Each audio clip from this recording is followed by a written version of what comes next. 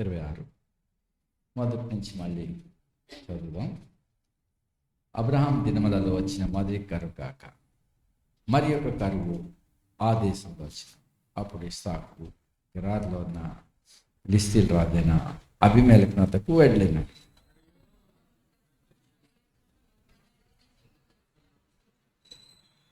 ఈ దేశమందు పరవాసమైండును, నేను నీకు తోడేండి, నిన్ను ఆశ్రయించదును.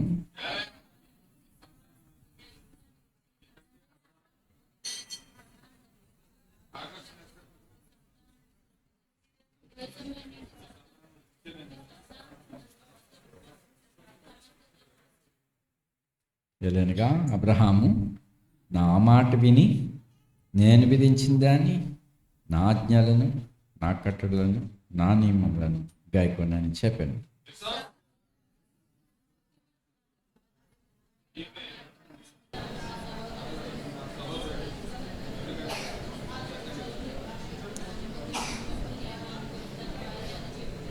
అక్కడ అతడు చాలా దినములు ఉండిన తర్వాత ఫిలిష్తీయుల రాజైన అబీమెలెకు కిటికీలో నుంచి చూసినప్పుడు ఇస్సాకు తన భార్య అయిన రెబెకాతో సరసమాట కనబడిన.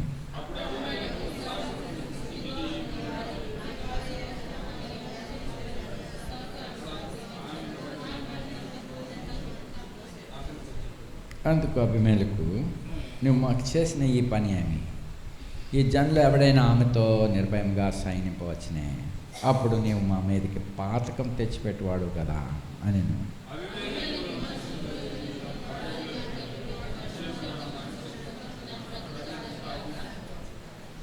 ఇస్సాకు ఆ దేశమందున్నవాడే విత్తనం వేసి ఆ సంవత్సరం 100 అంతల ఫలం పొందని. యెహోవా అతన్ని ఆస్వాదించిన కనుక మనుషుడు గొప్పవాడైన.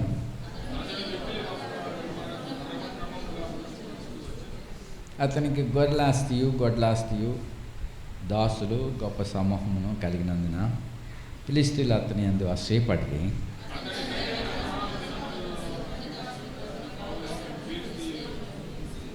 అబీమెలెకు, నువ్వు మాకంటే బహుబలం గలవాడు కనుక మా ఎద్దు నుండి వెళ్ళిపోమని ఇస్సాకుతో చెప్పగా,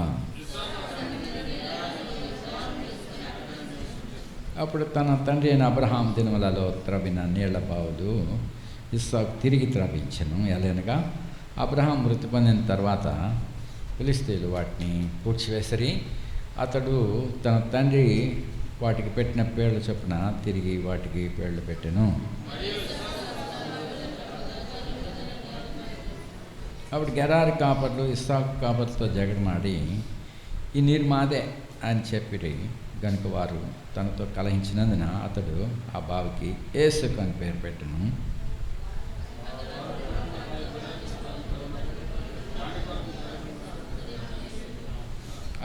అతడు అక్కడి నుండి వెళ్ళి మరి యొక్క బావి తవ్వించెను. దాని విషయమే వారు జగడమాడలేదు గనుక అతడు, ఇప్పుడు యెహోవా మనకు ఎడమ కలజేస్తున్నాడు కనుక ఈ దేశమందు అభివృద్ధి పొందడం అనుకుని దానికి రెహోబోతు అని పేరు పెట్టాను. ఆ రాత్రి యెహోవా అతనికి ప్రత్యక్షమై, నేను నీ తండ్రి అయిన అబ్రహాం దేవుడను, నేను నీకు తోడైనాను కనుక భయపడకు. నా దాసుడైన అబ్రహామును బట్టి నిన్ను ఆస్వాదించి నీ సంతానం విశ్రమ చేసుకోమని చెప్పాను.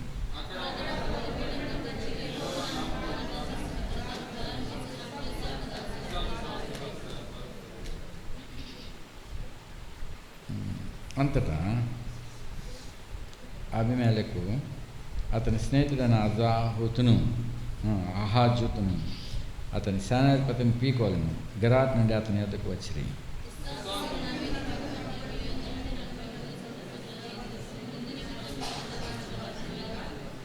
వారు నిశ్చయంగా యెహోవా నీకు తోడేంట చూసినవి కనుక మనకు అనగా మాకును నీకును మధ్య ఒక ప్రమాణం ఉండవాలని నీవు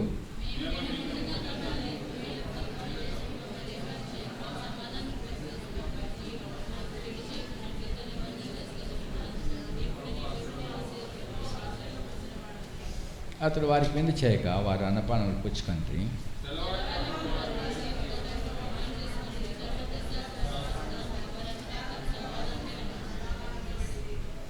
ఆ దినమందే ఇస్సాకు దాసులు వచ్చి తాము తవ్విన బావినికి వచ్చి అతనికి తెలియజేసి, మాకు నీళ్లు కనబడినవి అని చెప్పిరి కనుక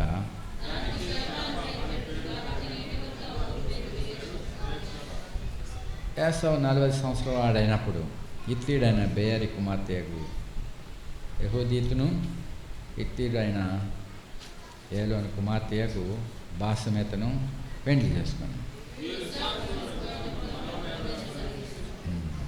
ప్రార్థించుదాం.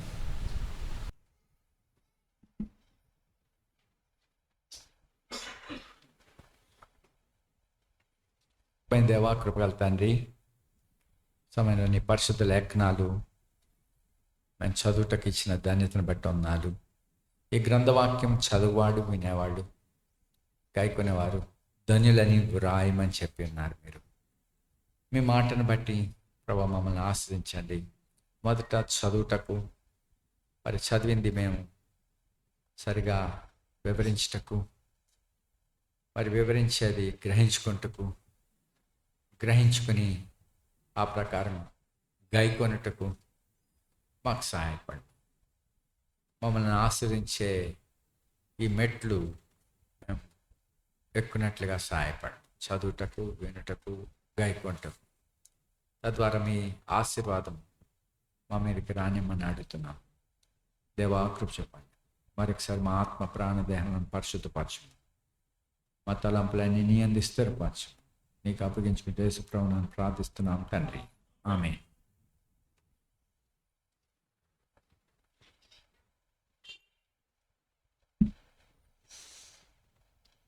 ఇక్కడ పితరుల గురించి ఇప్పుడు మనం ఎందుకు ధ్యానిస్తున్నామంటే, మనం అందరము మన పితరులను పోలి ఉండాలి.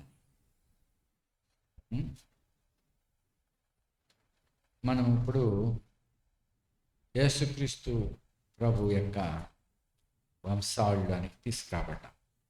అనగా అబ్రహాం కుమారుడైన, దావీదు కుమారుడైన యేసుక్రీస్తు వంశావళి. మరి దేవుడు లోకంలో నుండి ప్రత్యేకించుకున్నాడు అబ్రహాములో కార్యం చేశాడు. అబ్రహాముకు తను ప్రత్యక్షపరచుకుంటూ వచ్చినాడు. మరి ఇప్పుడు పరిశీలింపడినప్పుడు అతడు దైవ స్వభావానికి సమానంగా వచ్చేసాడు. పరీక్ష ముందుగా నేర్పించకుండా పరీక్ష ఉండదు. దేవుడు తన గురించిన ప్రత్యక్షత ఇచ్చినప్పుడు ఆ ప్రత్యక్షతలో మరి అబ్రహాము పరిశీలింపబడినప్పుడు అతడు కూడా దైవ స్వభావానికి సమానంగా రాగలిగాడు. ఏ విషయంలో చెప్తున్నాం? దేవుడు అబ్రహాంని పరిశీలించినప్పుడు ఫస్ట్ వర్ష మరి 10 సంవత్సరాలు అయిన తర్వాత అతడు పరీక్షించబడ్డాడు. ఇంక నాకు సంతానం లేదు, ఈ 10 ఏళ్ళు అయిపోయింది కాబట్టి శార చెప్పింది, ఈ ఆఖరి ఉన్నది కదా, నమ్మకంగా ఉంది పిల్ల, ఈమె ద్వారా నాకు ఒక బిడ్డని ఆమె కంటది, ఆ బిడ్డని నేను నా బిడ్డగా నేను స్వీకరిస్తానని చెప్పి ఆమెనిచ్చింది. మరి ఆమె దయ పొందింది కాబట్టి ఇంకనూ ధర్మశాస్త్రం లేదు కాబట్టి మరి వారు ఇంకను ప్రభు సెలవు లేకుండానే హాగర్ను ఆయన తీసుకున్నాడు. ఇష్మాయిల్ జన్మించారు. మరి ఇష్మాయిల్ ద్వారా దేవుని యొక్క సంకల్పం కాదు. అతడు అబ్రహాముని బట్టి గొప్పవాడే. 12 మంది రాజులు అతనిలోంచి వస్తారు. అతని ద్వారా భూలోకంలోని సమస్త వంశంలో ఆశ్రయింపడాలని కాదు. మరి అబ్రహాము సంతానము వాగ్దానం పూర్వకమైన, దేవుడు నీకు సంతానం ఇస్తానన్నాడు. నీ సంతానం మూలంగా భూలోకంలోని సమస్త వంశంలో ఆశ్రయింపడతాయి అన్నాడు. ఆ సంతానం రైట్ టైంలో నిర్ణయ కాలం వస్తుంది. మనం అనేక విషయాలు తొందరపడతా ఉంటాం. అక్కడ తొందరపడి తప్పులు చేస్తూ ఉంటాం. అయితే ఇక్కడ రైట్ టైంకి లేక నిర్ణయ కాలానికి అండ్ ద డ్యూ టైం మరలా నేను వస్తాను. అప్పుడు షారాకు ఒక బిడ్డ ఉంటాడు. ఆ బిడ్డ ఇస్సాకు. మరి అతలే దేవుడు చెప్పినట్టుగా వాగ్దానం చేసినట్టుగా నిర్ణయ కాలంలో ఇస్సాకు జన్మించాడు. మరి ఇస్సాకులోంచి మళ్ళీ యాసావు యాకోబు పుట్టారు. అయితే దేవుడు యాకోబుని ఏర్పరచుకున్నాడు. మరి యాసావు మరి బయటకు వెళ్ళాడు. అతడు యాకోబు కంటే గొప్పవాడయ్యాడు. ఆస్తిలోను పిల్లలు గొప్పగా జ్ఞానముగా ఉండి ఆ దేశం అంతటికి నాయకులుగా కాగలిగాడు. అయితే వారి ద్వారా భూలోకంలోని సమస్త వంశంలో ఆస్తిని బట్టి కాదు. మరి ఇప్పుడు యాకోబు ద్వారా అంటే అబ్రహాం కుమారుడు ఇస్సాకు కుమారుడు యాకోబు. ఇది అబ్రహాం వంశావళిగా చేయబడి. ఇష్మాయేలు తన సొంత వంశావళి, యాసావు తన సొంత వంశావళి, యాకోబు వంశావళి ఉంది. అయితే అక్కడ ఆ గుణ లక్షణాలు అక్కడ వివరించబడుతున్నాయి. యాకోబు వంశావళి ఇది అని చెప్పి యోసేపు 17 ఏండ్ల వాడే అని చెప్తాడు. అక్కడ వాళ్ళు చేసిన పనులన్నీ రాయబడ్డాయి. అట్లా యాకోబు వంశావళి అన్నప్పుడు రూబేను, షిమ్యోను, లేవి, యోదా ఇలాగా అన్ని పేర్లు వరుసగా రావాలి. అయితే అలా రాలేదు. యాకోబు వంశావళి యోసేపు 17 ఏళ్ళ ఇక్కడి నుంచి వాళ్ళు చేస్తున్న పనులన్నీ కనపడుతున్నాయి. మరి అయితే ఇక్కడ అబ్రహాం, ఇస్సాకు, యాకోబులు అది దేవుని ఏర్పరచుకున్న వారు. వీరి ద్వారా ఒక జనాన్ని ప్రభు నిర్మించాడు. అది ఇజ్రాయెల్. ఆ జనమును ప్రభు తన సొంత ప్రజలుగా స్వకీయ సంపాద్యంగా మరి తాను ఏర్పరచుకున్నాడు. పరిశుద్ధ జనముగా దేవుని ప్రజలుగా నిబంధన చేసి వారిని తన కొరకు ఏర్పరచుకున్నాడు. మరి దేవుడు ఏర్పరచుకుంటే అందరికంటే గొప్ప చేయాలి కదా. మరి ఏ ఏ విషయాల్లో ఆయన గొప్ప చేశాడు? గొప్పే చేశాడు. కానీ మరి ఇష్మాయిలీల కంటే గొప్ప ఐశ్వర్యం కనపడలేదు. యాసావు కుటుంబీకుల కంటే గొప్ప ఐశ్వర్యం కనపడలేదు. మరి ఐగుప్తులో బానిసలుగా చేయబడ్డారు. ఐగుప్తు నుండి దేవుడు వాడిని విమోచించాడు, గొప్ప తీర్పు తీర్చి అరణ్యంలో 40 సంవత్సరాలు నడిపించాడు వారికి. అయితే ఇచ్చినవన్నీ చాలా గొప్పవి. వారితో చేసిన నిబంధన గొప్పది, వారికి నేర్పించబడిన జ్ఞానం గొప్పది, అలాగే జ్ఞానానికి లేదు. మరి అలాగన ఆ సంతానంలో నుంచి దావీదులోంచి యేసుక్రీస్తు ప్రభు. ఇప్పుడు యేసుక్రీస్తు ప్రభుని బట్టి మనము యూదులతో పాటు సమాన వారసులుగా చేయబడ్డాం. ఇప్పుడు అబ్రహాం సంతానంలోకి తీసుకురాబడ్డాం. మనం అన్యజాతి నుండి కట్ చేయబడి మరి మేలిమి జాతికి అంటగట్టబడిన మనము ఇప్పుడు వేరు, ఈ చెట్టుకి వేరు పితరులకు సాదృశ్యమైనారు. పితరులు ఎవరు? అబ్రహాము, ఇస్సాకు, యాకోబు. వారి గుణ లక్షణాలు ఎట్లా ఉంటున్నాయో చూస్తాం. అబ్రహాము యొక్క గుణ లక్షణాలు చూసాం. అతడు దైవ స్వభావానికి పాలిబాటుగా ఉన్నాడు. దైవ స్వభావం ఏంటి? దేవుడు మనల్ని ప్రేమించాడు. తన ఒక్కడైన కుమార్ని లేక అద్వితీయ కుమార్ని మన కొరకు వెనుక తీయలేదు. తన ప్రియకుమార్ని మన రక్షణ కొరకు, మన ప్రాయశ్చిత్తం కొరకు మనల్ని ప్రేమించి తన ప్రియకుమార్నే సమర్పించాడు. అంటే తన ప్రియకుమార్ని మనకి ఇచ్చుట ద్వారా దేవుని ప్రేమ మనకు తెలియబడింది. ఇప్పుడు అబ్రహాం కూడా చూడండి, తనకు ఒక్కడైన కుమారుడు. ఇప్పుడు ఇష్మాయిల్ పంపేయబడ్డాడు, మరి అందరూ వెళ్ళిపోయారు. అయితే ఇప్పుడు తను ఒక్కడే ఉన్న కుమార్ని దేవునికి ఇయటానికి అతడు వెనుక తీయలేదు. అది దేవుడు చెప్పాడు. సో దైవ మనసుకి ఎలా వచ్చేసాడు? ఈక్వల్గా వచ్చేసాడు. మరి ఇస్సాకు కూడా తనకు వెళ్తున్న అనుభవాలు మనం చూస్తున్నాం. అతడు కూడా శ్రమలు గుండా వెళ్ళినవాడే, దేవుడు చెప్పినట్టుగా అబ్రహాం పోలి లోబడుతున్నవాడు. యాకోబు కూడా సంధించబడి చివరికి ఇజ్రాయేల్గా చేయబడ్డాడు. మరి గుణలక్షణాలు మరి మనలో ఏర్పడాలి. మనం మార్పు నందుటి కొరకే పరిశుద్ధాత్ముడి లేఖనాల్లో ఈ పితరుల గురించి మనకు చెప్పుచున్నాడు.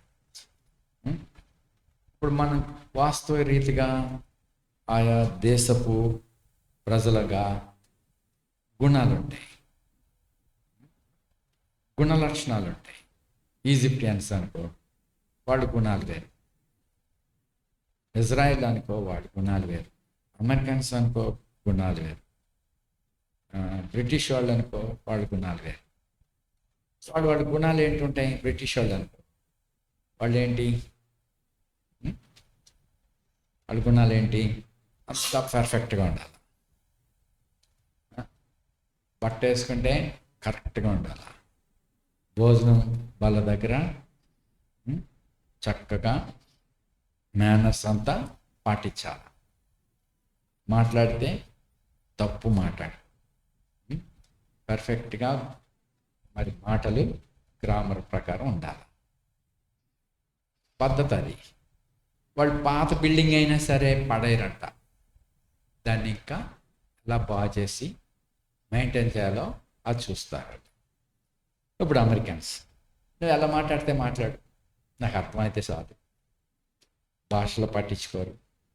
నువ్వు ఎలా తింటావో పట్టించుకోరు. మరి ఇప్పుడు ఏదైనా పాత అయిపోతే డిమాలిష్, పడేసేయండి, కొత్తదేయండి అంటారు. వాళ్ళ బుద్ధి అలా ఉంటుంది. మరి మన ఇండియన్ బుద్ధి ఎలాంటిది? అంత పిసినార్తనంగా డబ్బు సంపాదించడం ఇది. సో ఈ జాతుల గుణాల గురించి ఆఫ్రికా వాళ్ళు, ఆయా దేశ గిరిజన్స్లో కూడా ఆయా గుణాలు ఉంటా ఉంటాయి. మరి ఇప్పుడు ఈ గుణాల్లో ఉన్నటువంటి ఆయా వంశాలు, భూలోకంలోని సమస్త వంశములు అబ్రహాం సంతానం మూలంగా ఆస్వాదింపడాలి. ఆఫ్రికా వాడైనా, అమెరికన్ అయినా, ఇండియన్ అయినా, ఈ 5-6 ఖండాల్లో ఉన్న ప్రజలందరూ వారి వారి జాతులు బట్టి, వారి వారి భాషలు బట్టి ఉన్నప్పటికీ మరి యేసుక్రీస్తు ప్రభు అందరి కొరకు ప్రాయశ్చిత్తం చేయబడ్డాడు దేవుడి ద్వారా. దేవుడు తన ప్రజలందరి కొరకు దేవుడిని తన కుమారుని ఇచ్చాడు.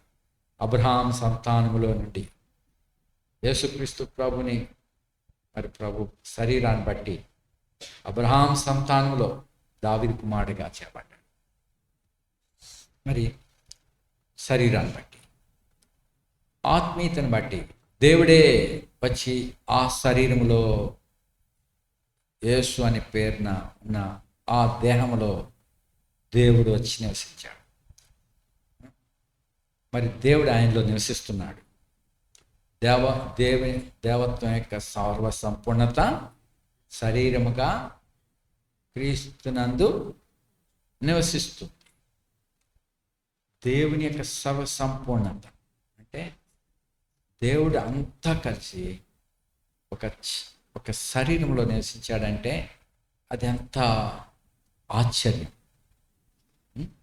నా శరీరం అంతటినీ నన్ను తీసుకుపోయి కనీసం ఈ పెట్టెలో పెట్టలేదు. నేను ఇందులో ఎమ్మడలేను. ఈ బాక్స్లో నా శరీరాన్ని బట్టి, నా వెయిట్ని బట్టి నాకు ఒక పెట్టి నిర్మించారనుకో, అందులో ఏం పెడతారు, ఎవరో ఒక ఆయన చనిపోతే మరి ఆ సమాధి మేము చేయాల్సి వచ్చింది. అప్పుడు వాళ్ళు పెట్టి తెచ్చారు, అది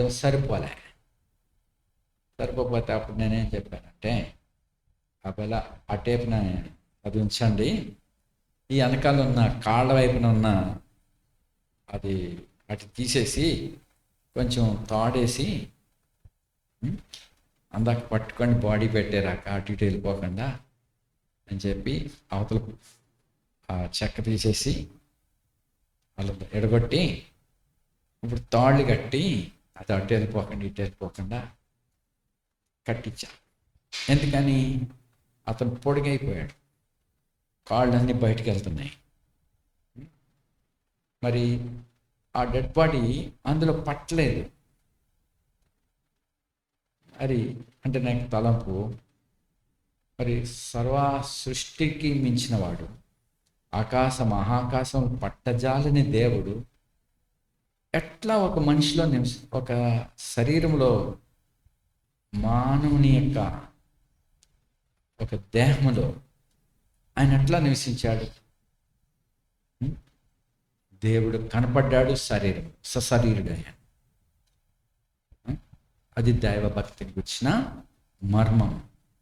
అదేంటంటే దేవుడు సశరీరుడయ్యాడు. ఆయన యేసుక్రీస్తు ప్రభు, ఆయనలో దేవుని యొక్క సంపూర్ణత శరీరంగా నివసిస్తుంది. చూడు, కొలసీలకు ఇది మీరు ఎరగాలి. దేవుడు సంపూర్ణంగా ఎవరిలో ఉండాడు? శరీరముగా ఎవరిలో ఉన్నాడు? కొలసీ 2వ అధ్యాయం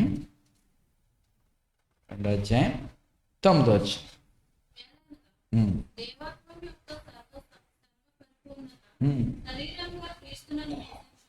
సో దేవుని దేవత్వం యొక్క సర్వ పరిపూర్ణత యేసు ప్రభు అనే దేహంలో దేవుడు నివసిస్తున్నాడు, దేవుడు కనపడుతున్నాడు. జీవము గుర్చిన ప్రత్యక్షత, అది జీవవాక్యమైన వాడు అందులో ఉన్నాడు. సో ఆయన అబ్రహాం సంతానం అనగా దావీదు కుమారుడిగా మనకి పడ్డాడు. ఆయన జన్మించినప్పుడు ప్రజలందరికీ కలగబోయే సువార్త. మరి ప్రజలందరి కొరకు ఒక మనుషుడు ప్రాయశ్చిత్తం వేయబడాలి, మరి సకల జనులకు రక్షణ అని సుమయాన అన్నాడు ఆ పిల్లోడిని ఎత్తుకొని. ఆ పిల్లోడు దేవుడు అన్నమాట. అంత చిన్న శరీరము సుమయాన అనే ముసలాయన ఎత్తుకొని ఏమన్నాడు? నాదా, సకల ప్రజలకి రక్షణ నేను చూస్తున్నాను, మరి ప్రజలందరికీ రక్షణ. అది చూడండి, సుమయాన ఏమన్నాడు?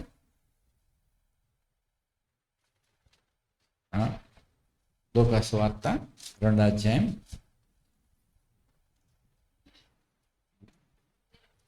2వ అధ్యాయము 29.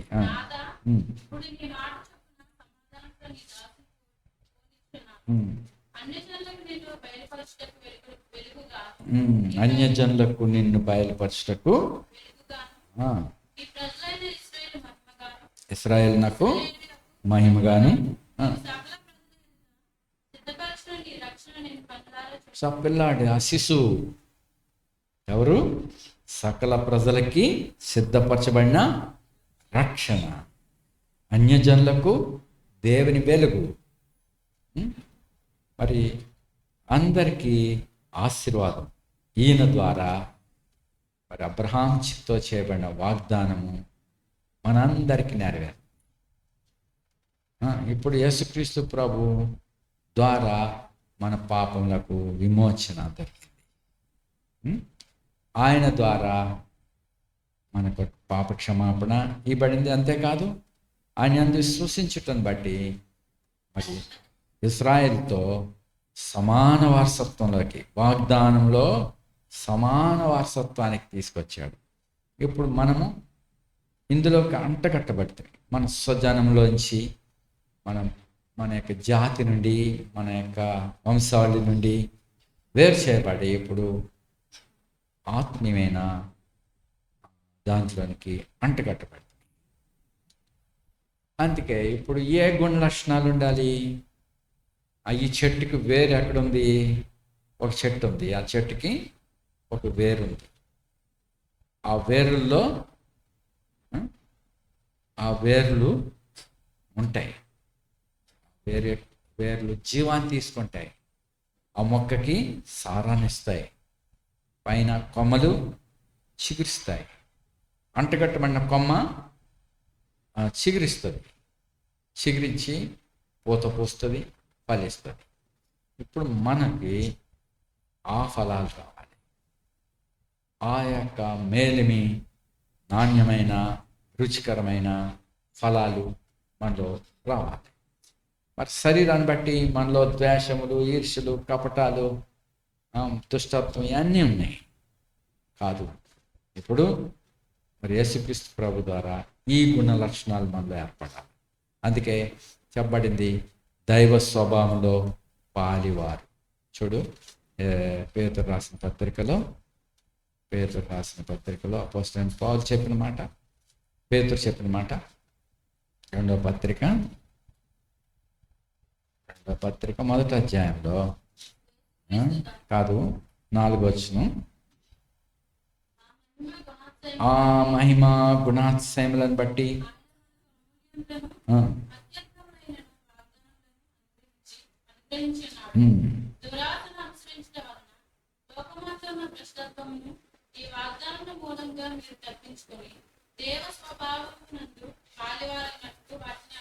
సో ఏం చెప్పబడింది?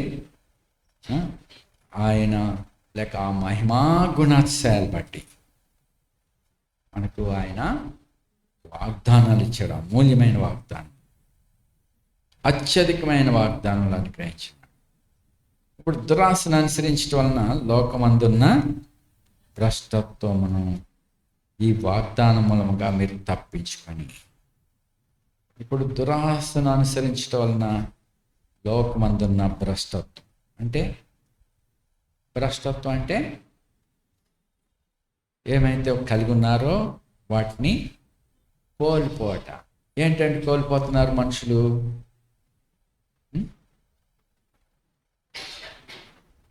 స్వాభావికంగా దేవుడిచ్చున్న మంచి వాటిని కోల్పోతున్నారు. మరి విశ్వాసం కోల్పోతున్నారు, భక్తిహీనులు అయిపోతున్నారు, క్రమాన్ని కోల్పోతున్నారు. శరీరాల్లోనేమి, ఆత్మలోనేమి, మానసికంగానేమి, ఒకరితో ఒకరేమి, భూమి మీద తమ మార్గములను మనుషులు చెడగొట్టుకుంటున్నారు. ఒక్కొక్కటి పోగొట్టుకుంటున్నారు. ఏదో అనుకుంటున్నారు సంపాదిస్తున్నామని, చాలా పోగొట్టుకుంటున్నారు.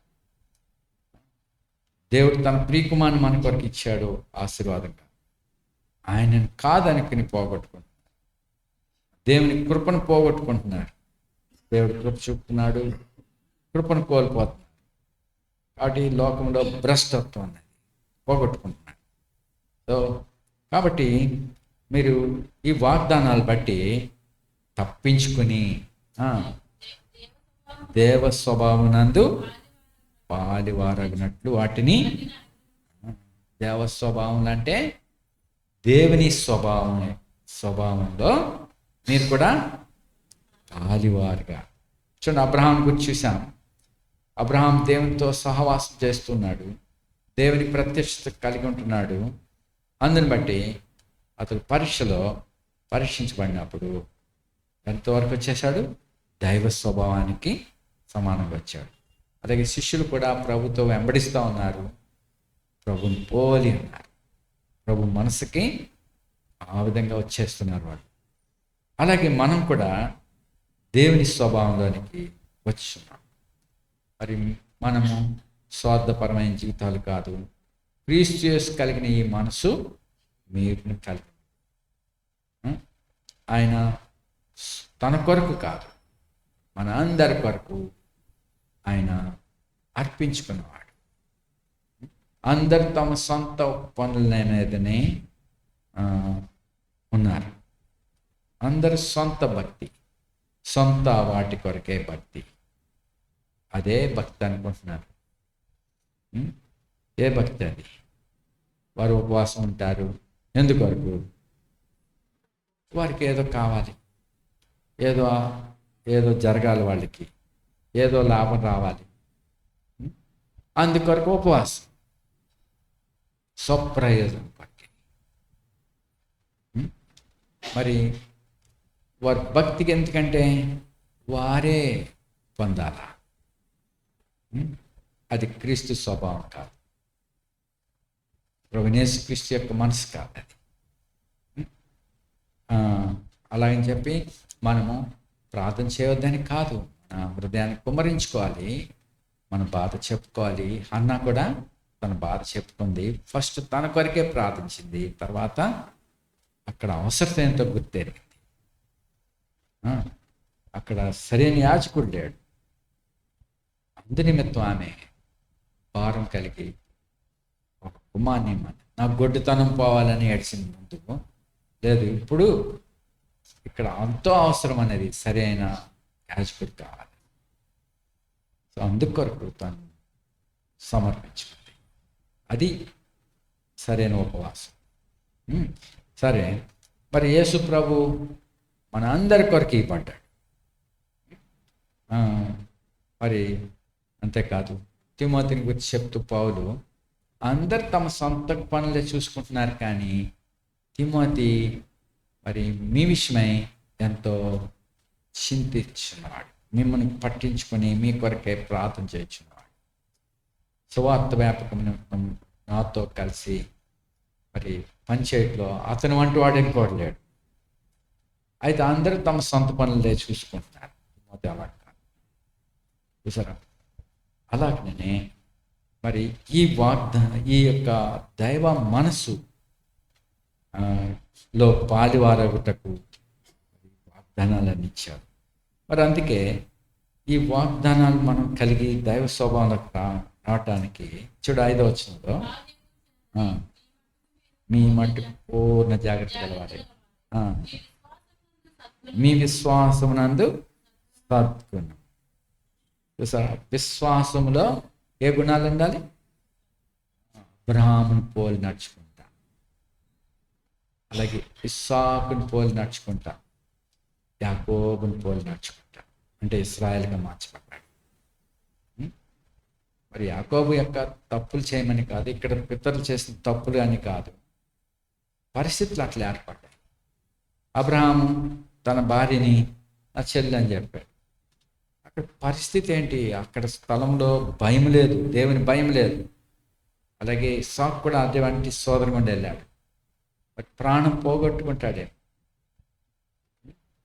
మరి ఆ ప్రాణం పోగొట్టుకోకుండా మరి అక్కడ ఇంకొక అపాయంలో, పెద్ద అపాయంలో పడిపోకుండా ఆ పరిస్థితి అట్లా ఏర్పడి అక్కడ అబద్ధం ఆడాడు అని పితరుల మీద నింద వేయడం కాదు. అలాంటి పరిశోధనలు కూడా మనం కూడా వెళ్తా ఉంటాం. అయినా దేవుడు ఆ విషయాన్ని చూస్తున్నాడు. పితరులు తప్పులయ్యి మరి అనేకసార్లు మనం కూడా అబద్ధాలు ఆడతాం. ఏ అబద్ధాలు? భయమేసి సారా కూడా అబద్ధం ఆడి ఏమని, ఆవిడ వెనకాల నుండి గుర్రాడు మాట ఉండి నవ్వుకుంటా ఉంది ప్రభు చెప్తున్న మాటకి. మీదిటికి కాలం మాటలో వస్తాను, అప్పుడు షారాకు బిడ్డ ఉంటాడంటే నాకు బిడ్డ మీదట అని చెప్పి లోపల నవ్వేసుకుంటాం. నవ్వుకుంటే షారా నవ్వునేలా అన్నాడు ప్రభు. భయపడేమంది నవ్వలేదా? నువ్వు నవ్వేవు అన్నాడు అంతే. సో రహస్యం అంతా చూస్తున్న దేవుడు. అప్పుడు ఆమె షాక్ వచ్చి విశ్వాసం ఏర్పడి ఆ గద్దింపుని బట్టి, అమ్మో ఆయన నిజమే, నేను రహస్యంగా ఉన్నాను కానీ ఆయన నన్ను చూస్తున్నాడు. సో ఆమెలో విశ్వాసం ఏర్పడి మరి ఇలాగనే కొన్ని పొరపాట్లు మనలో ఉంటాయి. నిరుత్సాహపడవద్దు, పొరపాట్లు ఉండమని కాదు. ఆయన మరి ఇక్కడ ఆపద రాబోతుంది. అందుకని ఇస్సాకు కూడా అక్కడ నా చెల్లి అనేశాడు. దేవుని భయం ఆ స్థలాల్లో లేదు, మూర్ఖత. మరి ఇక్కడ చూడండి, మరి మీ ఈ హేతు చేత అంటే దైవ స్వభావం కలిగి ఉండాల్సిన మనం ఆ కారణాన్ని బట్టి మీ మట్టుకు మీరు పూర్ణ జాగ్రత్త గలవారై మీ విశ్వాసం నందు సద్గుణమును, జ్ఞానమును, సహనము,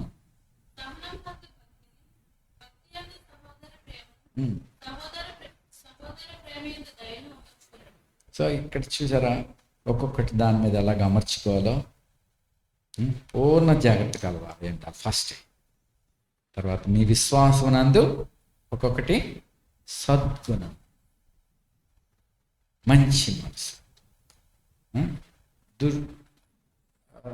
గుణవతి అయిన భార్య అని చెప్తున్నామంటే ఆ గుణాలు మంచి గుణాలు. అలాగే పురుషుడిగా ఉండవలసిన గుణాలు ఉండాలి. ఎక్కడ కోపించాలో అక్కడ కోపం, ఎక్కడ ద్వేషించాలో అక్కడ ద్వేషించాలి, ఎక్కడ ప్రేమించాలో అక్కడ ప్రేమించాలి. సో చక్కని గుణాలు వాటిలో ఉండాలి. మంచి గుణమే కానీ అందులో ఇంకేముండాలా? జ్ఞానం ఉండాలి. ఈ మంచితనానికి కూడా ఈ మంచి గుణాలు జ్ఞానం చొప్పున పనిచేయాలి. జ్ఞానమునందు జ్ఞానం అది బాగుంటుంది ఇది బాగుంటుంది అంటే అనుకున్నది అలా చేసేయమనక. ఆశ అనేక ఎంతవరకు మనం కలిగి ఉండాలి, జ్ఞానం ఉన్నది కాదా, డబ్బు ఉంది కదా అని చెప్పి చేసేయటం కాదు. అది దేవుని చిత్తమా కాదా అని ఎరిగి మన యొక్క ఇష్టాలని నిగ్రహించుకోవాలి. ఇప్పుడు ఆశ నిగ్రహమునందు సహనం, సో సహనమునందు భక్తి, భక్తి అందు ప్రేమ, సహోదర ప్రేమ అందు దయను అమర్చుకోండి. ఇవన్నీ మనలో అమర్చుకున్నప్పుడు ప్రభువైన యేసుక్రీస్తు రాకడలో మన సమృద్ధి అయిన ప్రవేశం కలుగుతాం.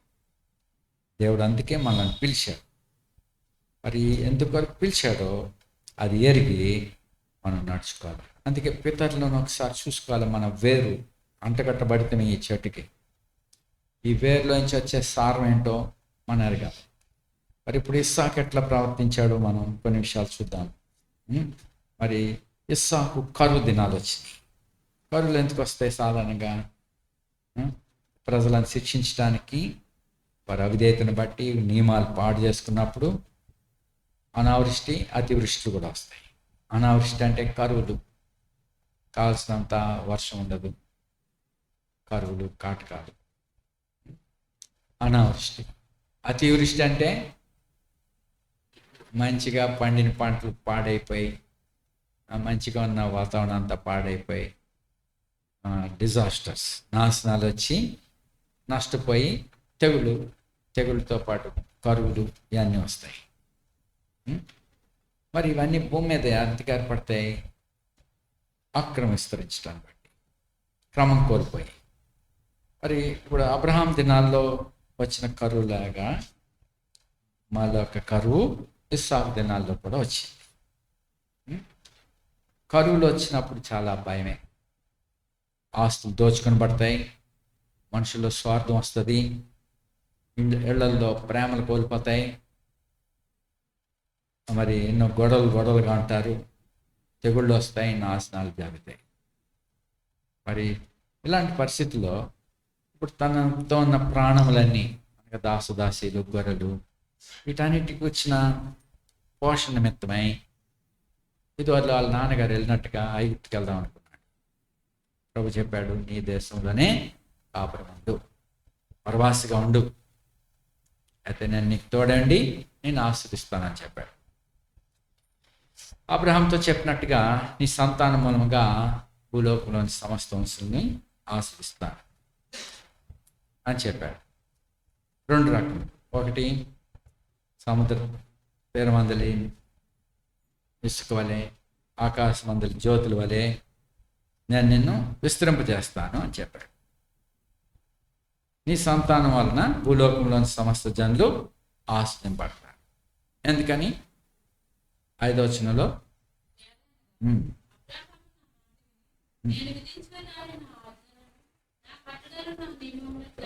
ఎందుకు నేను నిన్ను ఆశ్రయిస్తాను అంటాడు?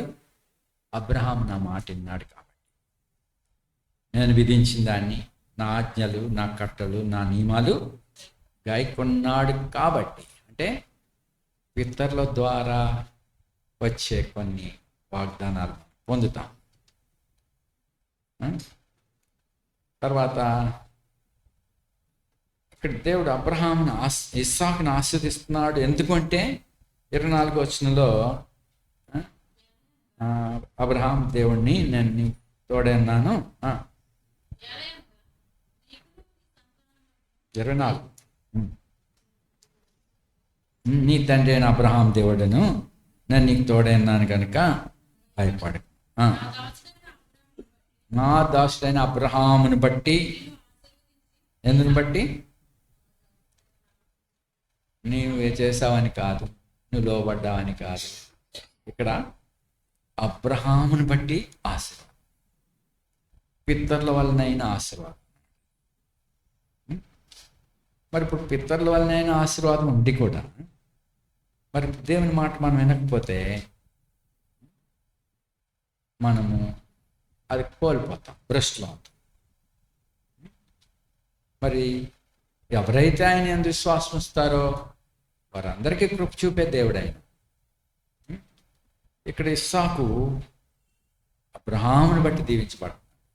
మరి ఇప్పుడు తన ఆశీర్వాదాలు పొందాలంటే ఇప్పుడు దేవుడు ఇచ్చినటువంటి నియమం, నువ్వు ఈ దేశంలో కాపాడు, ఎక్కడికి వెళ్ళొద్దు అని చెప్పాడు.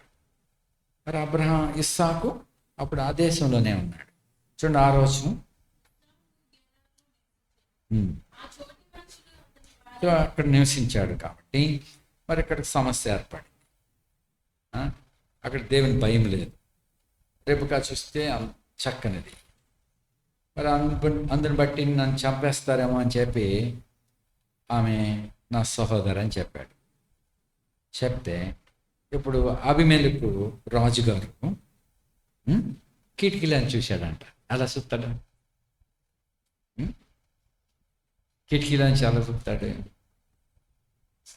చెప్తాడా? రాజుగారు వెళ్ళి ఒక ఇస్సాకు ఇంటికి వెళ్ళి ఆ కిటికీలోంచి చెప్తాడా?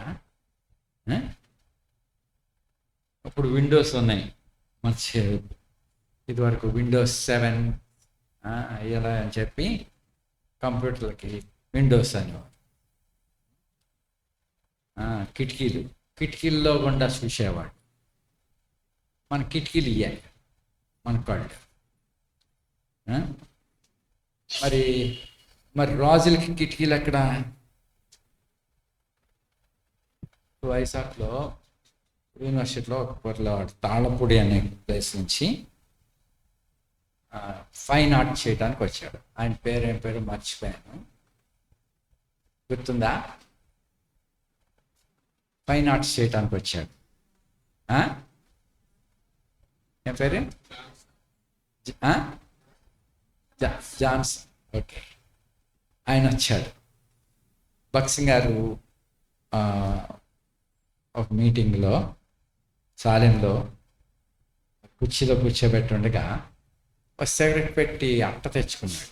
అప్పట్లో తోకలు ఉండే కదా దానికి, అలాంటి అట్ట తెచ్చుకొని అలా చూసుకుని ఇలా చూస్తా అలా గోరుతో పిల్లలకంటూ పుల్పిట్ మీద ఉన్నటువంటి ఆ యొక్క సీన్లని ఎంబోజింగ్ అంటే ఆ యొక్క అది గోరుతో నక్కితే ఏమవుతుంది?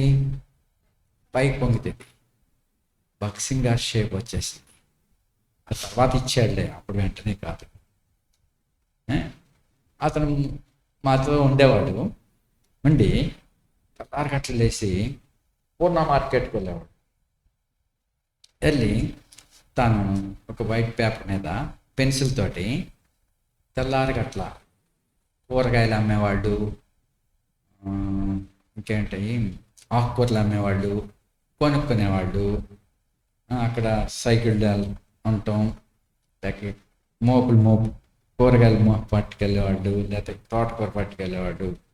ఆ దృశ్యాలన్నీ చూసి గీతలు పెట్టుకుని ఆ కాగితం తెచ్చేవాడు. తర్వాత కెమెరాతో ఎవడైనా ఫోటో తీస్తే అదేం చూసేవాడు కాదు.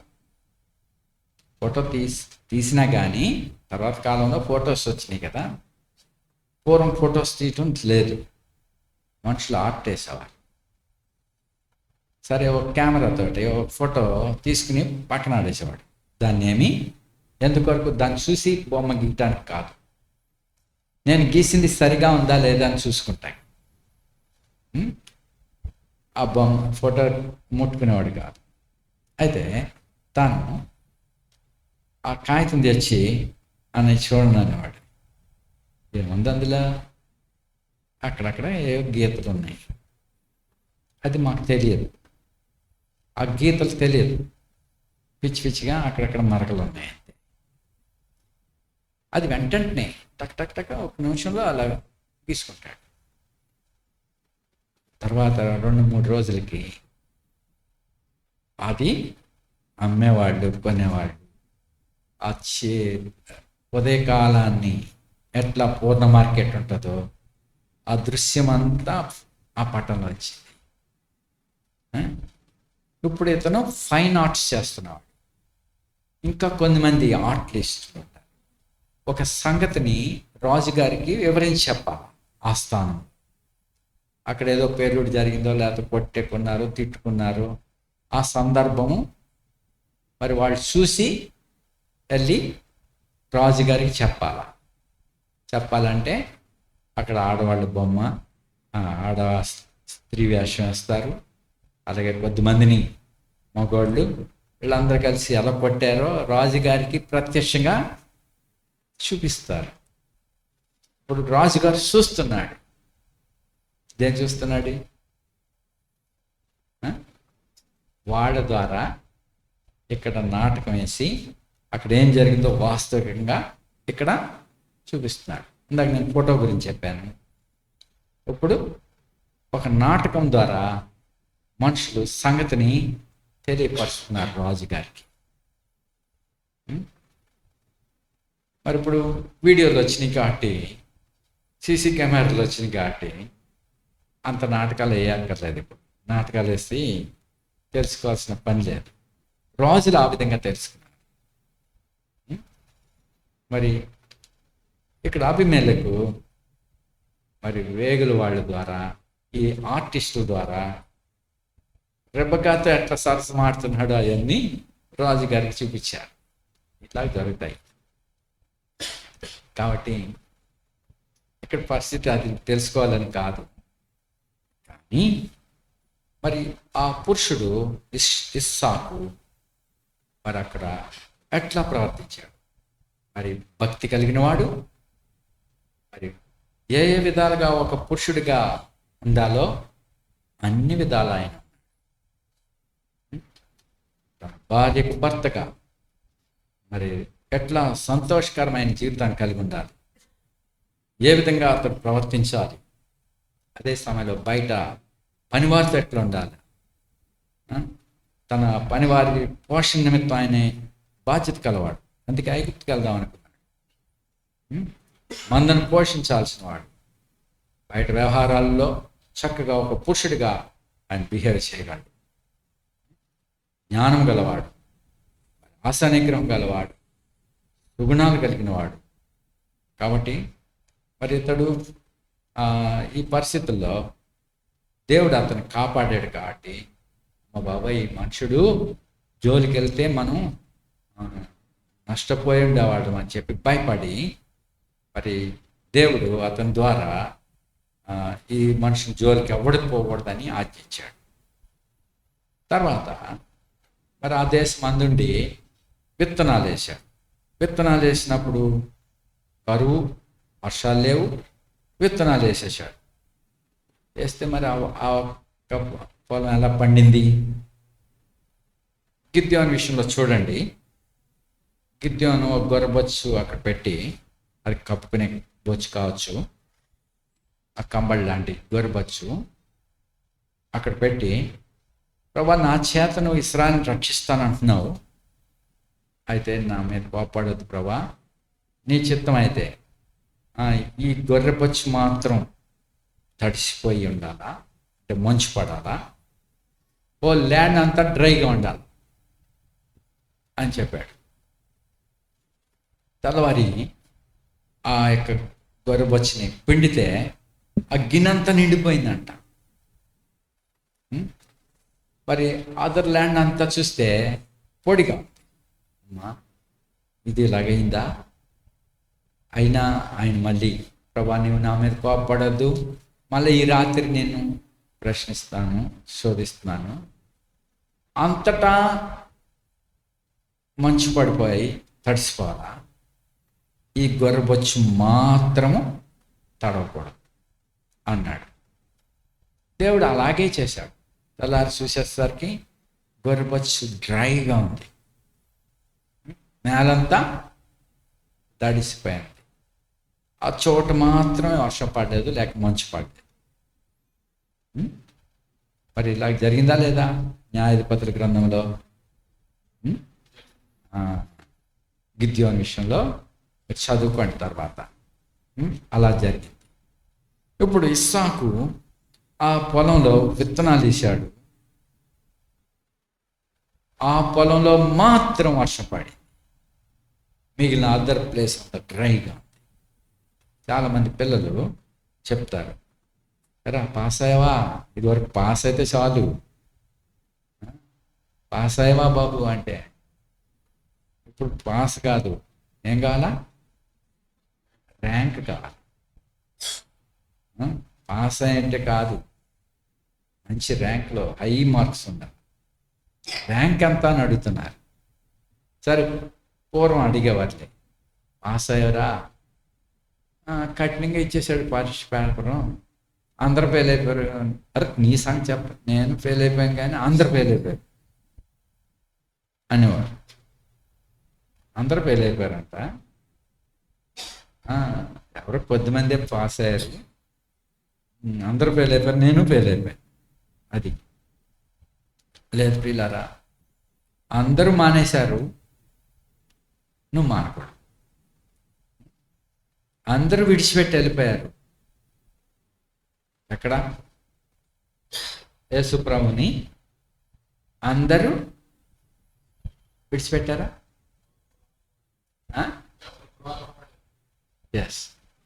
ఎవరి గృహానికి వాళ్ళు వెళ్ళిపోయారు? యోహాను సువార్త 6:66లో అందరూ 6:66 చదువు. అది రైటే, అది ఒక సందర్భం. అందరూ వెళ్ళిపోయారు ఎవరింటి కాళ్ళకి. యేసు ప్రభు ఒక్కడే ఒలీవ కొండకి వెళ్ళారు. ఇక్కడ 66లో చదువు, యోహాను 6:66.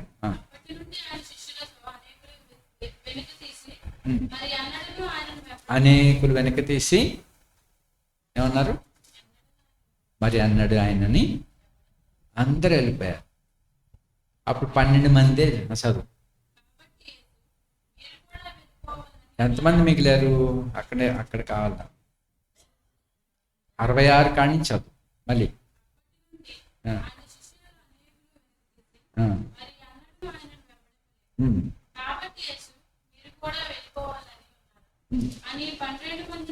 ఎంతమంది మిగిలారు?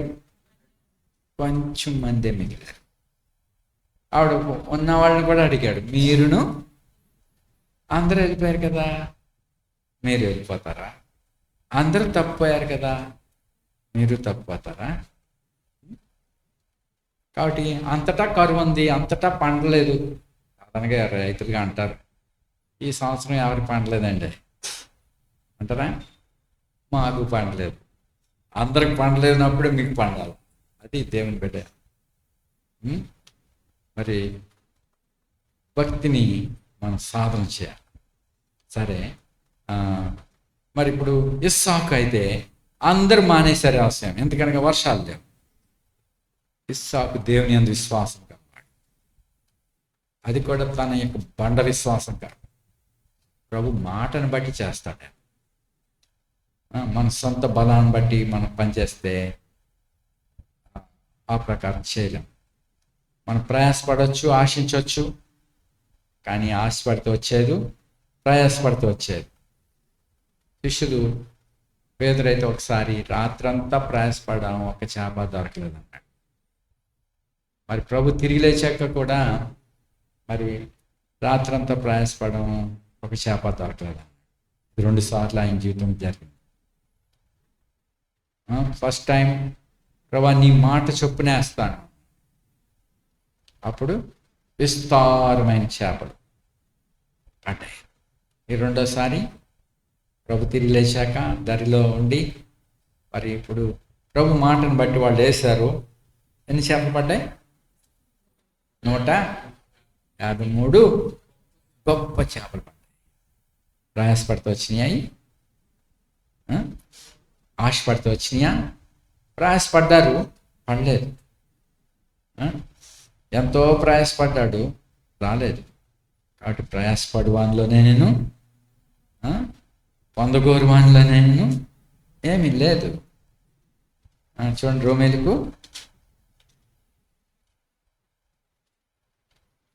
10వ అధ్యాయం 9వ అధ్యాయం 16వ వచనం. పొందగోరు వాని వాళ్ళనైనను ప్రయాసపడు వాని వాళ్ళనైనను కాదు, కానీ అంటే కృప పొందాల. దేవుని కృప ద్వారానే మనం సమస్తం చేయగలం. నన్ను బలపరచువాని అందే నేను సమస్తం చేయగలను. కాబట్టి దేవుని ద్వారా మనం వృద్ధి నొందాలా. దేవుడు అతన్ని ఆస్వాదించాడు కాబట్టి అతడు గొప్పవాడాడు. దేవుడు అతనితో కూడా ఉన్నాడు కాబట్టి అతడు గొప్పవాడాడు. మరి దేవుడు కూడా ఉన్నప్పుడు కూడా శ్రమలు కూడా ఉంటాయి. దేవుడు యోసేపు తోడై ఉన్నాడు. యోసేపు తోడై ఉంటే ఎక్కడ పడ్డాడు? గోతులో పడ్డాడు. అన్నయ్యలు కొట్టేసి గోతులో తోశారు. గోతులో తోసేస్తే అక్కడ ఎవరున్నారు? ప్రభు అతనితో ఉన్నాడు. దేవుడు అతనితో కూడా ఉన్నాడు. గోతులో యోసేపు కూడా ఉన్నాడు. తర్వాత గోతుల నుంచి పైకెత్తారు. ఆ విచిత్రమైన అంగి అంతా లాగేసి ఓడబెరికి అన్నయ్యలో ఆయన బట్టలు ఇప్పేసి అమ్మేశారు. ఎప్పుడో కానీ ఓ దూడని ఎవరో కొనుక్కున్నారు. దూడ లేకపోతే గేదె ఎద్దో కొనుక్కుంటుంటే పలుపు తెచ్చి దాన్ని తీసుకొచ్చి అమ్మేశారు. అమ్మేశాక మరి అది ఆ తాడుతో ఇచ్చేసి కదా వాళ్ళు తీసుకెళ్తారు. తాడు ఇప్పేసుకుని ఆ యొక్క దూడని అమ్మేశారు. అది కూడా ఇచ్చేయచ్చు కదా నువ్వు అని అడిగాను. ఇవ్వకూడదన్న. ఎందుకంట? ఎందుకో నాకు తెలియదు. ఇప్పుడు పిల్లోడిని అమ్మేశారు, ఆ బట్టలతో వదిలేయచ్చు కదా. ఆ బట్టలు కూడా తీసేసుకున్నారు. తీసేసుకుని దాన్ని మేకను చంపి, మేకను కొట్టి చంపి, అది ఆడుతుంటే యోసేపుగా అని చెప్పి కొట్టి ఆ రక్తంలో మట్టిలో దొల్లిచ్చేసేసి వాళ్ళ నాన్నదారి పట్టుకెళ్ళారు. మరి అయితే ఒక కఠినాత్ముడి ఇంట్లో పడ్డాడు యోసేపు. ఐగుప్తీయులు ఇంటికి ఆ ఇష్మాయేలు ఉన్న మిద్యానీయులు పట్టుకెళ్ళి అమ్మేశారు పోతిఫర్ ఇంట్లో. పోతిఫర్ కఠినాత్ముడు. అతని ఇంట్లో యోసేపుకి దేవుడు కూడా ఉన్నాడు. అక్కడి నుంచి 10 సంవత్సరాలు అయ్యాక టెస్టింగ్ పీరియడ్, టెస్టింగ్ వచ్చింది. 10 సంవత్సరాలు పోతిఫర్ ఇంట్లో ఉన్నాడు. జైల్లో పడ్డాడు. జైల్లో తోసేశాడు. అక్కడ దేవుడు కూడా ఉన్నాడు. అక్కడ 3 సంవత్సరాల తర్వాత అతని వయసులో 30వ సంవత్సరాన్ని మరి ఫరో ఎదుట ఉన్న మంత్రులు, ఆస్థానంలో ఉన్నటువంటి పెద్దలు అక్కడ ఆలోచిస్తూ ఉండగా మరి యోసేపుని వారు ఈ దినాన్ని నా కలభావాన్ని చెప్పగలిగిన వాడు ఒకడు ఉన్నాడని నేను విన్నాను. ఆ అతను వస్తాడు, మీరందరూ హాజరు కావాలి అని చెప్పి మంత్రులందరినీ సమావేశపరిచాడు.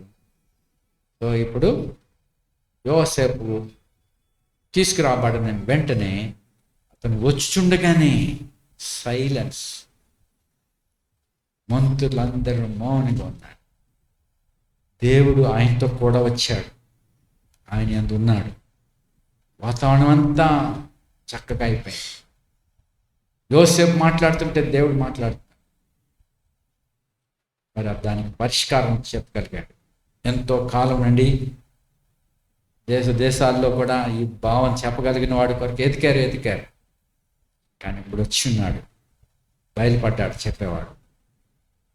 ఇతని వల్లే దేవుని ఆత్మ గలవాడిని కనుగొనగలమా అని చెప్పి తన పెద్దలందరినీ, మంత్రులందరినీ మీరు వచ్చి ఆయన ఎదుటి సాగిలిపడండి అని చెప్పారు. సో అందరు ప్రతి వాడు వచ్చి నమస్కరించి, ఆర్థిక మంత్రి ఏమి, రాయబారులేమి, ప్రతి వారు వచ్చి యోసేపు ఎదుట సాగిలిపడ్డారు. అతన్ని పోషకుడు అని పేరు పెట్టారు, జాప్నాథ్ నేమ్. మరి అతని మాట కాకుండా, అతని సెలవు లేకుండా ఎవరు చేయి కాలు ఎత్తటానికి లేదన్నాడు. అంటే సర్వాధికారం ఇచ్చేశాడు ఐగుప్తు అంతటా. మరి దేవుడు తోడలేడా? గోతులు తోసినప్పుడు శ్రమలు లేవా? మరి పౌలుకి ప్రభు తోడైనానన్నాడు. ఈ నడికట్టగల మనిషిని ఇలా బంధిస్తారని ప్రతి స్థలాల్లోనూ సాక్షి చెప్తున్నారు.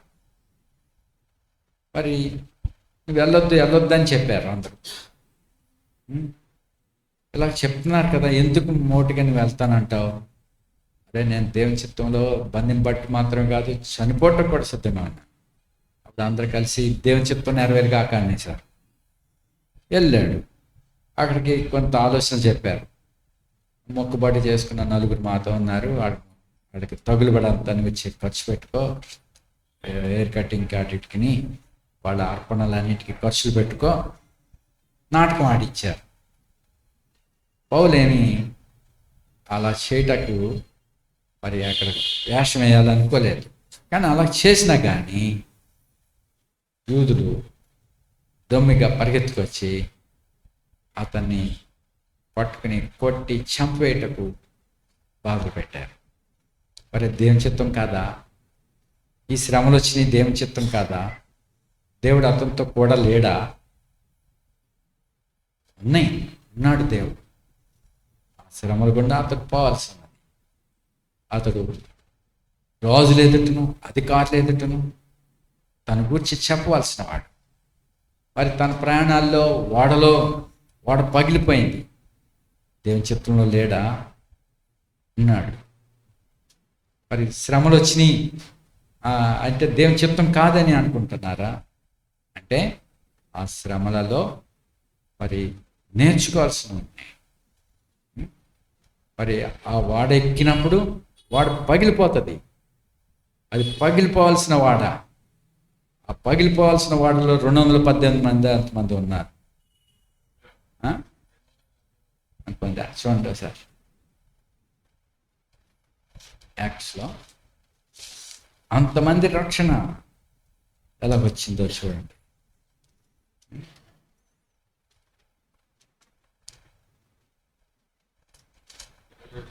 27 అవార్డులో ఉన్నవారు 276. చూసారా ఎంతమంది రక్షణ. జైల్లో గుండా వెళ్ళినప్పుడు అక్కడ జైల్లో ఉన్న వాళ్ళందరూ జైలర్స్తో సహా, తర్వాత వాడలో ఉన్నవారు, మరి అది ఆ యొక్క నావికులేమి, ఖైదీలేమి, మరి ఆ యొక్క శతాధిపతి ఏమి, తర్వాత మిలేతు ద్వీపానికి వెళ్ళారు. ఆ ద్వీపవాసులందరూ దాదాపుగా వచ్చి వారు దేవుని వాక్యాన్ని రక్షణ పొందారు. తర్వాత రోమ్లో జైల్లో ఉన్నాడు. తన యొద్దకు వచ్చిన వారందరికీ సువార్త ప్రకటిస్తూ ఉన్నాడు. తర్వాత అందరూ విడిచిపెట్టేశారు.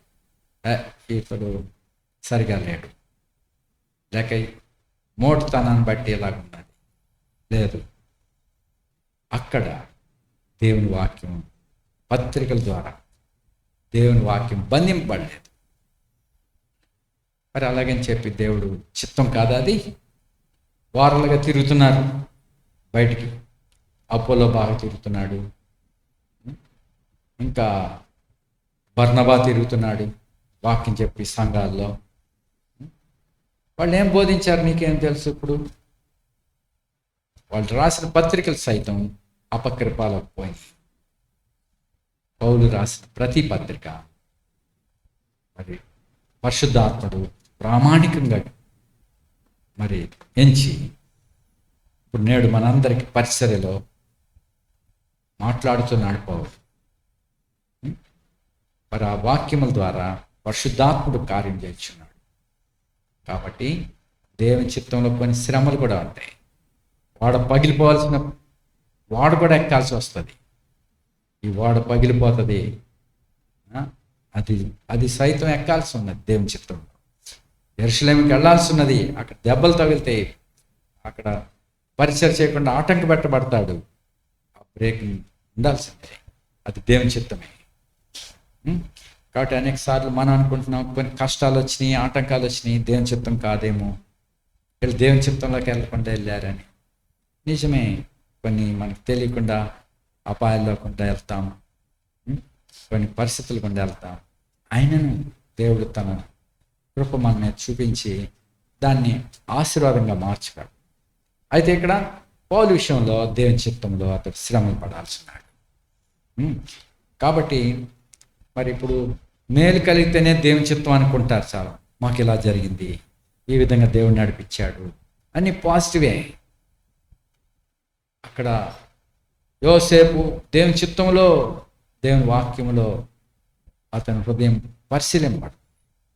దేవుని వాక్యం అతను పరిశీలిస్తూ ఉంది ఇబ్బంది కొలుగులో.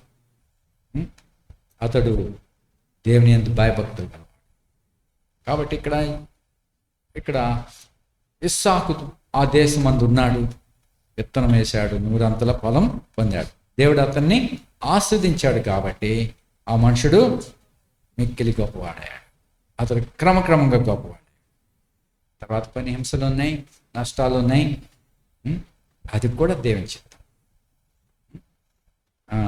అక్కడెట్లా ప్రవర్తించాడో కూడా మనం నేర్చుకోవాలి. మరి మనం కూడా ఈ పితరులను పోలి నడుచుకున్నప్పుడు ప్రభు వారి యందు ఆనందించినట్టుగా దేవుడు మన యందు ఆనందించగలడు. దేవుడు తన ప్రియకుమారునికి వచ్చి, ఈయన నా ప్రియకుమారుడు, ఈయన యందు నేను ఆనందించున్నాను.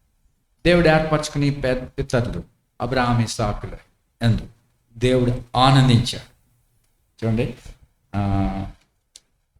ద్వితీయోపదేశకాండం వారి ప్రవర్తన, వారి శ్రమలు గుండా వెళ్తున్నప్పుడు వాళ్ళు ఎటువంటి దైవ మనసులోనికి వస్తున్నాడో ఆనందించారు. దేవుడు సృష్టిని కలుగజేసినప్పుడు ఆ ప్రకారం అయినప్పుడు దేవుడు దాన్ని ఏమనుకునేవాడు, మంచిగా ఉన్నది అని చెప్పాడు. బాగుంది అంటే దేవుడు సంతోషించాడు. పని బాగా అయినప్పుడు, ఆ ప్రకారంగా ఉన్నప్పుడు ఏం చేస్తాం? సంతోషిస్తాం. సంతోషిస్తాం అంటే పని జరిగినాక కొన్నిసార్లు నేను పరిశీలిస్తాను, ఎలా ఉందని అడిగితే అప్పుడు ఎలాగ పనివాడు దేని యందు ఆనందిస్తాడు?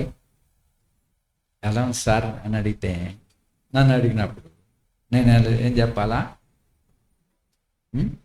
3 స్టేజీలు. 3 స్టేజీలు ఏంటి తెలుగులో చెప్పండి? పర్వాలేదు, ఇంకోటి బాగుంది, ఇంకోటి చక్కగా పర్ఫెక్ట్ ఉందని చెప్పచ్చు. ఈ చేశారు. ఈ చేశాక ఎలా ఉందని అడిగాడు ఇజికి. ఆ పని ఆయన కూడా అడిగాడు. 3 స్టేజీల్లో చెప్తాను నేను. తెలుగులో అయితే పర్వాలేదు అంటే అర్థం ఏంటి? పర్వాలేదు, చేసావు కానీ నో ప్రాబ్లం, పర్వాలేదు. ఎందుకు పర్వాలేదు? అదే కరెక్ట్గా ఉందనుకో, ఇప్పుడు దీంట్లో లోపాలని చెప్పాలి నేను అన్నాను ఒక సీపురు పొల్లు ఆడితే మొన్న నుంచి వచ్చేసిలా ఉంది. ఎక్కడో ఒక చోట పట్టుకుని ఈ మధ్యలో గ్యాప్, ఇక్కడి నుంచి గ్యాప్, సీపురు పొల్లు ఆడితే వదలబోతుంది. బాగుందట, సరే పర్వాలేదంటే షేప్ వచ్చింది, ఓకే. తర్వాత ఇది వైట్, ఇది వైటా బ్లాకా? అది మరి రెండు పక్కన పెడితే ఒకటి, ఒక కన్నము ఎర్రగా ఉంది, ఒక కన్నము తెల్లగా ఉంది. అప్పుడు ఆ ముఖం ఎలా ఉంటుంది? ఓకే. కానీ పర్ఫెక్ట్గా ఉండాలంటే ఎలా ఉండాలి? మనం ఆశించినట్టు కదా. ఇది పనిలో చెప్తున్నాను. మరి రెండు చక్కగా ప్యాక్ అయ్యి ఏ గ్యాప్ లేకుండా చక్కగా ఉండి అది బలంగా ఉంటుంది. రెండోది దృశ్యంలో కూడా సమానంగా ఉండాలి. మరి దేవుడు భూమిని ఆకాశములలో ఆయన పలికినప్పుడు ఆ ప్రకారం అయిన దాన్ని చూసినప్పుడు, దేవుడు సృష్టి యావత్తు 6 దినాల్లో ముగించాక ఆ పని అంతా చూసినప్పుడు అట్లా ఉంది అని చెప్పండి. పని అంతా ఎలా ఉంది దేవుడు చేసింది? చెప్పరేంటి? వాక్యంలో ఉన్నది చాలా. చదవండి ఆ మాట. మొదటి అధ్యాయం 31వ వచనం.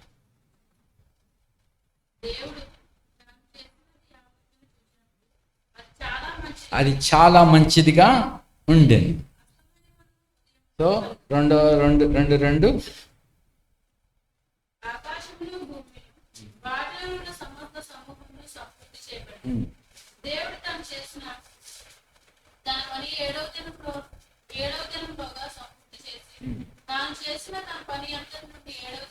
చాలా బాగుంది. కాబట్టి బాగా చేసిన పని అంతా సక్సెస్ కాలేదనుకో, పడుకున్నప్పుడు బాగాలేదు, అది ఇంకా అలా చేస్తే బాగుంటుంది, ఇలా చేస్తే బాగుంటుంది అంటే అది నెమ్మది లేదు.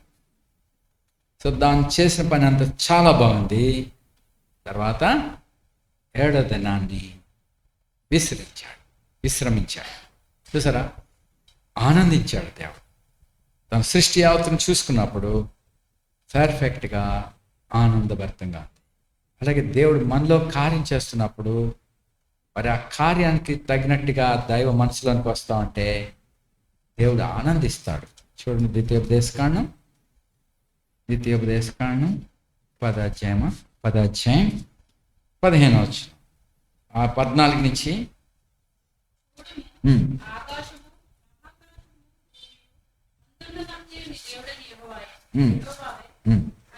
అయితే యెహోవా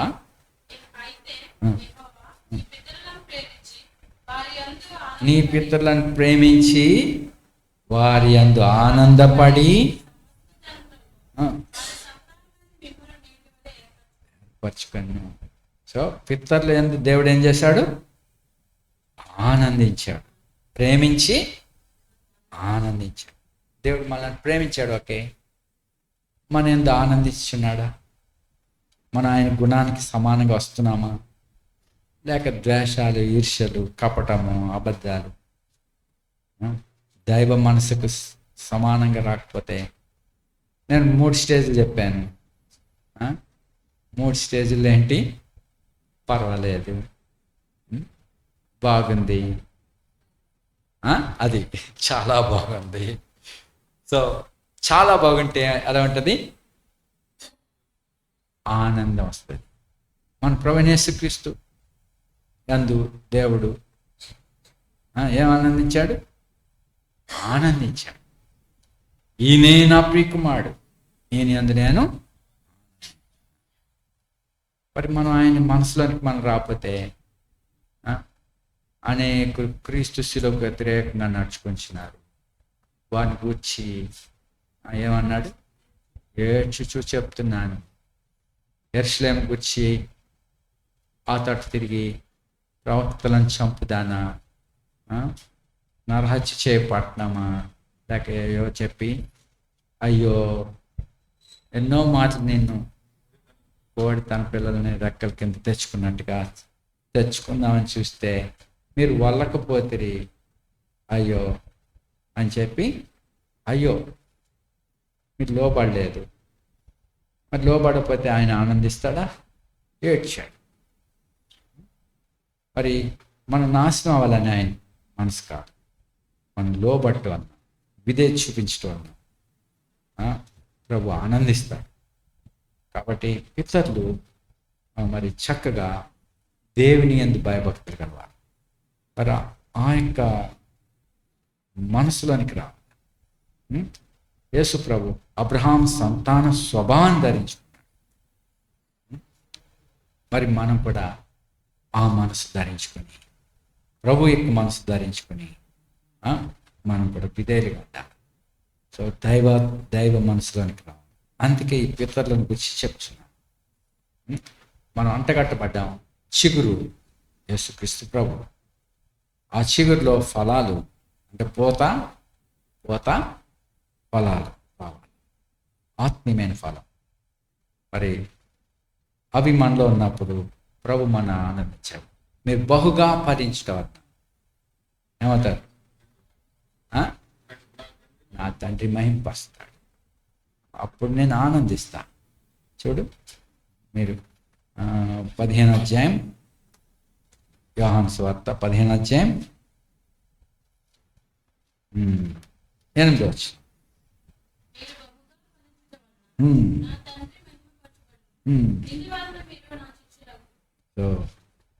11వ వచనం.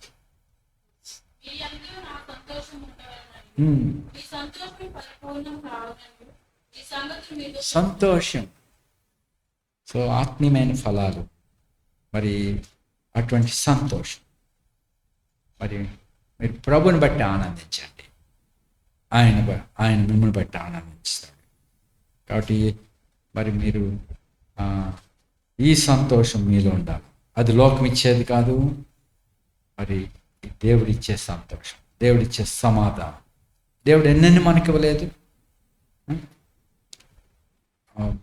మనం ఎన్నో విధములుగా గొప్ప గొప్ప సంగతులు మనకి ఇచ్చారు.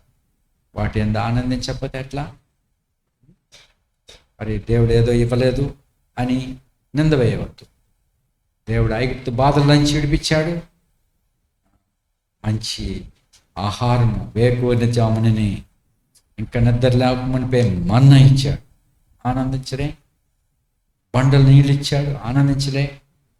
మరి ఎంత గొప్ప శాస్త్రాన్ని, ధర్మశాస్త్రాన్ని నేర్పించాడు, ఆనందించట్లేదు. చేపల కూర ఇవ్వలేదని, ఐగుప్తులో సందడి లేదని, ఐగుప్తు తీర్థాలు లేవు, డ్యాన్సులు లేవని, ఐగుప్తులో ఉన్నట్టుగా లేదని ఏడిశారంట. అలాంటి వారి ఎందుకు ప్రభు ఆనందిస్తాడా? వారి ఎంత ఆనందించలేదు. మరి మనకు దేవుడు ఏమేమి ఇచ్చాడో ఎరగండి. దేవుడు నీ పాపం నుండి విడిపించాడు, సంతోషించండి. మీ పేర్లు జీవగ్రంథంలో రాయబడ్డాయి, సంతోషించండి. మీకు దేవుడు తన నిత్యమైన సంకల్పం చొప్పున రాబోయే మహిమలో తన కుమారునితో కూడా వారసులుగా ఉంటే ఏర్పరచుకున్నాడు. ఆ మనసులోకి రండి. ఆయనతో కలిసి మీరు ఉండాలంటే ఆ మనసులో ఏకీభవించాలి. క్రీస్తు యేసు మనసులోనికి రావాలా. కలిసి మీరు ఉండగలరు. సమ్మతించకుండా ఇద్దరు నడవగలరా? కలిసి వెళ్ళగలరా? ఆవిడ అన్నాడు, ఆడ బస్సు ఎక్కాడు, ఆడెక్కిన బస్సు నేను ఎక్కను అంతే. ఎందుకంట? ఆడి మీద కోపం కాబట్టి ఆడెక్కిన బస్సు నేను ఎక్కను. సో అలా ఉంటారు కొంతమంది. అలా కాదు, మనం ప్రభుతో ఉండాలి. ప్రభు ఉన్నాడు, ప్రభునందు నివసించండి, ప్రభునందు ఫలించండి. ప్రభు మనసు కలిగి ఉంటేనే మనం ప్రభుతో కలిసి ఉండగలం. ప్రభు మనసు మనలో లేకపోతే ప్రభుతో కలిసి మనం వెళ్ళలేము. ఆయనతో కూడా సంచరించాలా. ప్రభుని యేసుక్రీస్తుతో కలిసి నడుచుట ఎటువంటి ధన్యత. ఆయన మనసుని కలిగి ఉంటే ఆయనతో కలిసి నువ్వు ఉన్నాడు. ఆయన మనసును కలిగి ఉంటే ఆయనతో కూడా భోజనం చేయగలరు. ఆయన మనసును కలిగి ఉంటే ఆయనతో కూడా పరిపాలనలో పాలుభాగం పొందాలి. ఆయన మనసును కలిగి ఉంటే తోటి వారసుడుగా ఉండదు. కాబట్టి క్రీస్తు యేసు కలిగిన మనసు మీరును కలిగి, ఈ సుగుణాలు మీరును కలిగి ప్రార్థిస్తాం. నమ్మకమైన దేవా, కృపగల తండ్రి, నీ పిల్లలంగా కలిసి మరి నీ ప్రియకుమారుని మాకు ఇచ్చినావని నేను స్తుతిస్తున్నాం. ఆయన ద్వారా ఈ గొప్ప వంశంలోనికి, రాజులైన యాజక సమూహంలోనికి మమ్మల్ని తీసుకుని వచ్చావు. రాజ మనసు మాకేమో ప్రభా, యాజక మనసు మాకేమో, మరి ఆ మనసు క్రీస్తు యేసులోనే ఉన్నది. ప్రభా, క్రీస్తు యేసు మనసు మాకు దయచేయం. ఆయన వల్ల తగ్గించుకుంటకు, ఆయనతో కూడా గణపరచబడ్డకు, ఆయనతో కూడా మరణించుటకు, ఆయనతో కూడా తిరిగి లేచుటకు మరి మీరు సంకల్పించారు. ఆయనతో కూడా తోటి వారసులు, ఆయనతో కూడా సంచరించుటకు, ఆయనతో కూడా మరి కూర్చుని భోజనం చేయటకు, ఆయనతో కూడా పరిపాలన చేయటకు ఇంత గొప్ప సంకల్పం ఆయన కలిగి ఉంటే ఎన్నో విచారములు, ఎన్నో మరి భౌతికమైన భూ సంబంధమైన కోరికలు, వాటి కొరకే ఉపవాసము, వాటి కొరకే ప్రార్థన, వాటి కొరకే మా బుద్ధి ఈ భూ సంబంధమైన వాటిని వెతుకుతూ చింతిస్తున్నాం. ప్రభా, చింతించి మూరుడెక్కువ ఏమి చేసుకోలేము. కాబట్టి ప్రభా, పైనున్న వాటిని వెతుకుటకు, వాటిని బట్టి మీరు మా కొరకు సిద్ధపరిచిన వాటిని ఎరిగి ప్రభా, నిన్ను యథార్థంగా స్తుతించుటకు, ఆరాధించుటకు సహాయపడు. ప్రభా, నిజముగా నేను ప్రేమించుటకు సహాయపడు. వ్యర్థమైన వాటి నుండి మా కన్నులు త్రిప్పివేయము. నీ వాక్యం నందు ఆనందించుటకు, పరిశుద్ధాత్మ యందు ఆనందం, దేవా నీ యందు ఆనందించుటకు మాకు నేర్పించు. అది ఎరుగుటకు మా కన్నులు తెరవండు, మా హృదయాన్ని దర్శించు, నూతనపరచు. కూడిన నీ బిడ్డలందరినీ ఆస్వాదించండి, నీ ముఖాంతి వారి మీద ఉంచండి. మీరే స్వస్థపరచండి, ఆస్వాదించండి. ప్రతి విధమైన సహాయాన్ని బిడ్డలకు అనుగ్రహించండి. ఆత్మ సంబంధమైన వాటితో పాటు భూ సంబంధంగా కూడా ఏదేది నీ బిడ్డలకు అవసరమైన వాటిని కూడా దయచేయండి. సంపూర్ణమైన ఆరోగ్యములతో నింపండి. దేవా, సహాయం దయచేయండి. కెంపరత్నం అంటే కూడా జ్ఞాపకం చేస్తున్నాం, ఆమెను కూడా సంపూర్ణంగా స్వస్థపరచండి. ప్రభా, కృప చూపండి. ఇంకా ఈ సమయాన్ని వృద్ధులుగా ఉన్న సహోదరులు, వారికి కావాల్సిన కృపలను వండి స్వస్థపరచండి. మీరు ఇచ్చిన ఆయుష్ అంతట్లో నేను మాయంపరచడం వారికి కృపమండి నీకు అప్పగిస్తూ, ఇక్కడ కూడిన ప్రియులందరినీ, మరి ఇంకా ఈ వాక్యం వినిచిన ప్రతి వారిని కూడా మరి నీ వాక్యం ద్వారా వారిని ఆదరించి, వారి హృదయంలో నీ కార్యం చేసి నీ యందు మహాబలం కలిగి ఉంటకు సహాయపడి యేసుక్రీస్తు ప్రభువు నామమున ప్రార్థిస్తున్నాము తండ్రి. మా ప్రియరక్షకుడైన యేసుక్రీస్తు నామంలో తండ్రి అయిన దేవుని ప్రేమయు ప్రభువైన యేసుక్రీస్తు సమాధానం, పరిశుద్ధాత్మ యొక్క సహవాసం మీకు అందరికీ సదాకాలం తోడే ఉండను కాక. Praise the lord.